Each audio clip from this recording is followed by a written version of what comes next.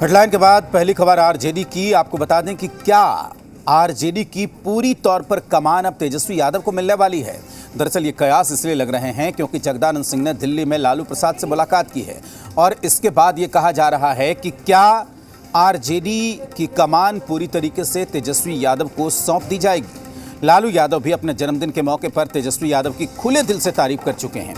बिहार विधानसभा में उनके परफॉर्मेंस का लोहा मान चुके हैं। ऐसे में सवाल उठ रहा है कि क्या अब समय आ गया है कि तेजस्वी को आरजेडी की कमान सौंप दी जाए या तेजस्वी की अग्नि परीक्षा अभी बाकी है।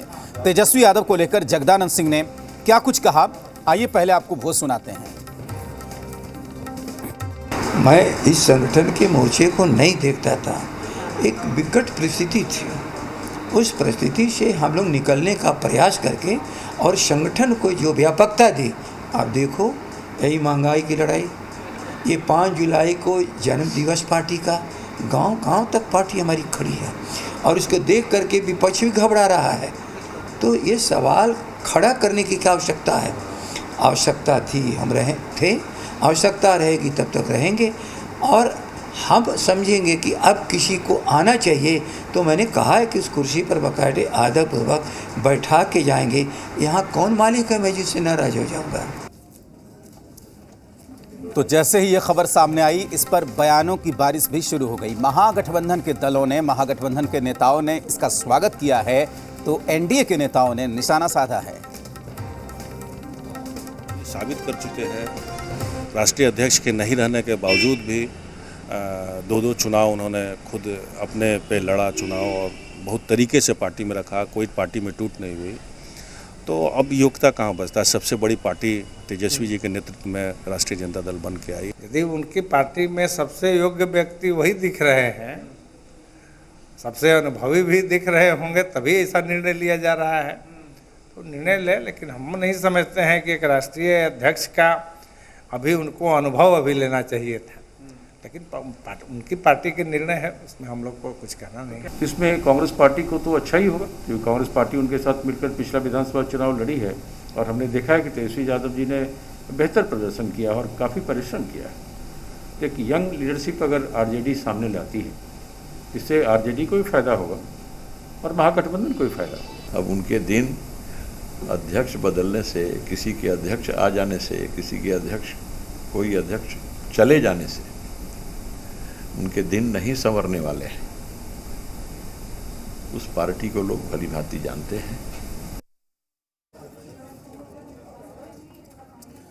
तो आपको बता दें कि जिस तरीके से यह खबर निकलकर सामने आ रही है कि क्या आरजेडी को पूरी तरीके से तेजस्वी यादव को सौंप दिया जाएगा, इस पर तमाम तरह की प्रतिक्रिया आई है और इस वक्त जी मीडिया संवाददाता आशुतोष चंद्रा हमारे साथ जुड़े हुए हैं। आशुतोष से बात करते हैं।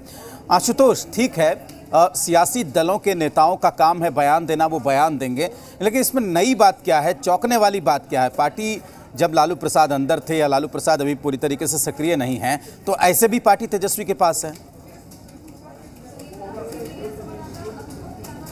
देखिए, ये सवाल बिल्कुल जायज़ है कि इसमें नया क्या है। वैसे भी तेजस्वी ही सब चीज़ सारे फैसले ले रहे थे, लेकिन आपको याद होगा कि जगदानंद सिंह को प्रदेश अध्यक्ष बनाया गया था। उसके बाद ये माना जा रहा था कि शायद हो सकता है राष्ट्रीय अध्यक्ष के पद पर किसी या दूसरे नेता को मौका मिलेगा, लेकिन यहाँ पर बात सामने आ रही है कि तेजस्वी यादव को कार्यकारी अध्यक्ष बनाया जाएगा। और चौंकाने वाली बात ये भी है क्योंकि अभी तेजस्वी यादव नेता प्रतिपक्ष की भूमिका में थे, राष्ट्रीय अध्यक्ष की भूमिका में लालू प्रसाद यादव हैं।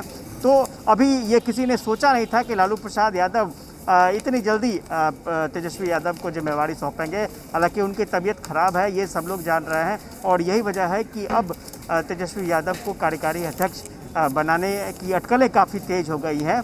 और सबसे ख़ास बात यह है कि इस पर नज़रें जो हैं सिर्फ महागठबंधन के नेताओं की ही नहीं टिकी है, रूलिंग पार्टी के नेता भी अपनी नज़रें इस बात पर टिकाए हुए हैं कि तेजस्वी यादव अगर बनते हैं तो फिर क्या होता है।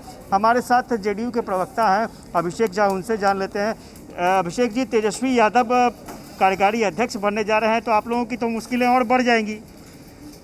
हम पर कोई फ़र्क नहीं पड़ता है, ना कोई मुश्किल बढ़ने वाली है। देखिए, ये लोग बात करते हैं कि A to Z की पार्टी हैं, लेकिन हर मौके पर इन्होंने प्रूव किया है कि ये लोग सिर्फ परिवार की पार्टी हैं। परिवार के सदस्यों के बीच ही सारी चीज़ों का बंटवारा अमूमन इनके यहाँ हो जाता है। लालू जी जेल जा रहे थे, राबड़ी जी को मुख्यमंत्री बना दिया, कोई और नेता नहीं था उस वक्त आपके यहाँ। और अभी आप लोग बता रहे हैं इस खबर को कि तेजस्वी यादव की ताजपोशी होने वाली है, तो इससे क्या फ़र्क पड़ जाएगा? इनके दल के नेताओं को सोचना चाहिए कि आए दिन इनको अपमानित होना पड़ता है। क्या हश्र करते हैं तेज प्रताप यादव जी, तेजस्वी यादव जी, इनके दल के सीनियर लीडर्स का। तो ये सिर्फ परिवार की पार्टी है, एक प्राइवेट लिमिटेड कंपनी की तरह ये लोग पदों को बांटते हैं। अभिषेक जी, जनता ने एक्सेप्ट किया है, पब्लिक ने एक्सेप्ट किया है इस परिवार को, तेजस्वी यादव को, लालू प्रसाद यादव को, तो स्वाभाविक है जब पब्लिक एक्सेप्ट कर रही है तो फिर किसी को क्या ऐतराज होना चाहिए। 2019 के जो लोकसभा के चुनाव हुए थे उसमें भी पब्लिक ने एक्सेप्ट ही किया था ना। अरे एक्सीडेंटल कभी आप आगे निकल जाते हैं, इसका ये मतलब थोड़ी है कि आप में टैलेंट है। 19 के लोकसभा के चुनाव में आरजेडी 20 में से 0 सीटें जीती थी, और अगर 2020 में चिराग पासवान इनकी बी टीम बनकर मदद नहीं करते तो इतनी सीटें थोड़ी आ पाती इनको। अरे नीतीश कुमार जी के चेहरे पर 2015 में ये लोग पॉलिटिकली थोड़ा आगे आए हैं और अब नए नए दम भर रहे हैं, इनकी दावे में कोई बल नहीं है। विधानसभा चुनाव का ही जिक्र किया जा रहा है कि तेजस्वी यादव के नेतृत्व में लड़ाई लड़ी गई, लालू प्रसाद यादव नहीं थे, तो स्वाभाविक तौर पर तेजस्वी यादव परिपक्व हो चुके हैं और पूरी आरजेडी को देखने के लिए वो सक्षम है। मैं बार बार इसी बात को कह रहा हूँ कि 2019 के लोकसभा चुनाव में इतनी बुरी हार भी तो हुई थी कि, तो उस वक्त तेजस्वी यादव का नेतृत्व स्वीकार करके इन लोगों ने तेजस्वी यादव को नेता प्रतिपक्ष पद से क्यों नहीं हटा दिया? आरजेडी नेतृत्व को बदला क्यों नहीं गया? अरे ये परिवार की प्राइवेट लिमिटेड पार्टी है, चाहे ये लोग जीते हारे कुछ भी करें, at the end of the day इनके लिए परिवार ही सब सर्वोपरि है। बिल्कुल, एक सवाल मेरा है आपसे कि जिस परिवारवाद का आरोप लग रहा है, जिस परिवार का आरोप यहाँ पर लगाया जा रहा है, क्या वो परिवार एकजुट होगा तेजस्वी यादव का नाम आगे करने पर, और या कि वो कवायद पूरी कर ली गई है लालू प्रसाद की तरफ से तभी नाम आगे बढ़ाया गया है?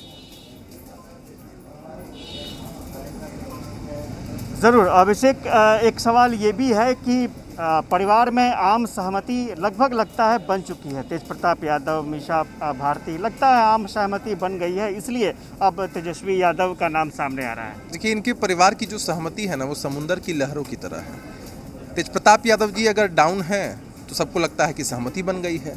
अभी वो फिर प्रकट होंगे, कुछ अनाप शनाप कह देंगे, फिर लोगों को लगेगा कि सहमति नहीं बनी हुई है। अभी देख लीजिए कि इनकी एक सुपुत्री सिंगापुर से ही ट्वीट करते रहती हैं, अपना दावा ठोकते रहती हैं कि भाई राज्यसभा की सीट खाली होगी तो हमको चाहिए। तो इनके परिवार में सभी जो लोग हैं ये चाहते हैं कि कैसे इनको सत्ता में कोई ठिकाना मिल जाए। तो ये सब कहना कि भाई इनके यहाँ सहमति बन चुकी है। यादव तो बार बार इस बात का जिक्र किए हैं कि मेरा अर्जुन है, हम कृष्ण हैं। और देखिए, अगर हम लोग चर्चा करने बैठे ना आशुतोष जी, तो ढेर सारे ऐसे वाक़ये हैं जब इनके परिवार के अंदर का जो कलह है राजनीतिक लाभ लेने के लिए वो सतह पर आता रहा है। अभी क्या हुआ था, जब इनका स्थापना दिवस हो रहा था तो तेज प्रताप यादव जी तेजस्वी यादव पे चुटकी ले रहे हैं और तेजस्वी यादव सफाई दे रहे हैं। भाई उनकी इच्छा थी कि हम कूद जाएं, और ये चाहते थे कि नहीं कूदें, इनको पॉलिटिकल माइलेज नहीं मिल जाए। और अभी ही क्या हुआ कि खुद दिल्ली निकल गए और तेज प्रताप यादव जी को लगा दिया, बेचारे की तबीयत खराब हो गई उनकी। आप लोगों ने देखा, कवर किया। तबीयत खराब को भी आप पॉलिटिकल एंगल मान रहे हैं? हम ये बता रहे हैं कि देखिए, ये लोग संघर्ष नहीं करना जानते हैं। तेजस्वी यादव जी को संघर्ष कल भी नहीं करना था, इसलिए उन्होंने हरी झंडी दिखाकर अपने कार्यकर्ताओं को रवाना कर दिया, तेज प्रताप यादव जी को रवाना कर दिया। दिल्ली जाना था। भाई दिल्ली सबसे इंपॉर्टेंट है क्या? भाई आप कहने के लिए आप नेता प्रतिपक्ष हैं, दम भरते हैं कि हम बिहार की जनता के लिए काम कर रहे हैं, लेकिन जब भी आप देख लीजिए कि पिछली बार जब किसान आंदोलन के नाम पर गांधी जी की मूर्ति के नीचे इन्होंने शपथ लिया था पटना के गांधी मैदान में, लंबी लंबी बातें कही थी, क्या किया? फिर आंदोलन हुआ, फिर ये गायब हो गए। तो ये लोग सड़कों पर नहीं उतर सकते हैं, ये जनता के बीच तभी आते हैं जब इनको लगता है कि कोई राजनीतिक लाभ मिलेगा। चलिए, तो अभिषेक थे और बता रहे थे कि नज़रें तो इनकी हैं लेकिन कटाक्षपूर्ण नज़रें हैं, और ये नहीं मानते हैं कि तेजस्वी यादव इस लायक हैं कि उन्हें राष्ट्रीय अध्यक्ष या फिर कार्यकारी अध्यक्ष बनाया जाए। लेकिन आरजेडी के नेता जो हैं वो उत्साहित हैं, उन्हें लगता है कि तेजस्वी यादव अगर कार्यकारी अध्यक्ष बन जाते हैं या तेजस्वी यादव को जिम्मेवारी मिल जाती है तो पार्टी और बुलंदियों पर जा सकती है, युवाओं का बहुत साथ मिल जाएगा पार्टी। बिल्कुल आशुतोष, बहुत शुक्रिया आपका पूरी जानकारी के लिए।